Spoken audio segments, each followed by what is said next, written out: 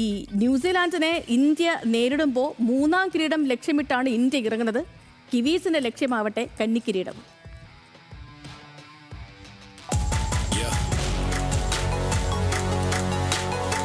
ലോക നെറുകയിലെത്താൻ കിരീടമുയർത്താൻ ഇന്ത്യക്ക് മുന്നിൽ ഒരേ ഒരു കടമ്പ മാത്രം. കറുത്ത കുതിരകളായ ന്യൂസിലാൻഡ്. ഇന്ത്യയുടെ പട്ടാഭിഷേകത്തിന് എല്ലാ ഒരുക്കങ്ങളും അഹമ്മദാബാദിൽ പൂർണ്ണം.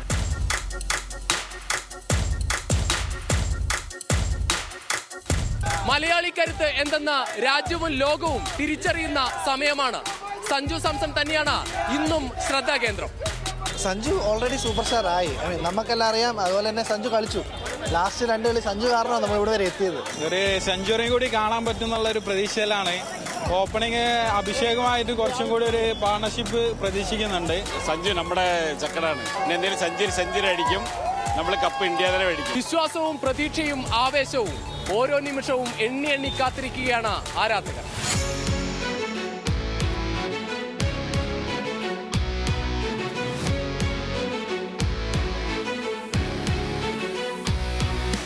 ലോകകപ്പിൽ ഇന്നോളം കിവീസ് പടയെ ജയിക്കാൻ ഇന്ത്യക്കായിട്ടില്ല. അഹമ്മദാബാദ് സ്റ്റേഡിയത്തിലാകട്ടെ കണ്ണീരിന്റെ ഒരുപാട് കഥകളും ഇന്ത്യക്ക് പറയാനുണ്ട്. ഇതിഹാസ താരങ്ങൾക്ക് ശേഷമുള്ള യുവതാരങ്ങളുടെ ഉദയം ഉറപ്പിക്കാൻ ഇന്ന് നമുക്ക് ജയിച്ചേ തീരൂ. അഹമ്മദാബാദിൽ നിന്ന് അക്ഷയ് VS-നൊപ്പം രുചീഷ് രവീന്ദ്രൻ, ന്യൂസ് മലയാളം.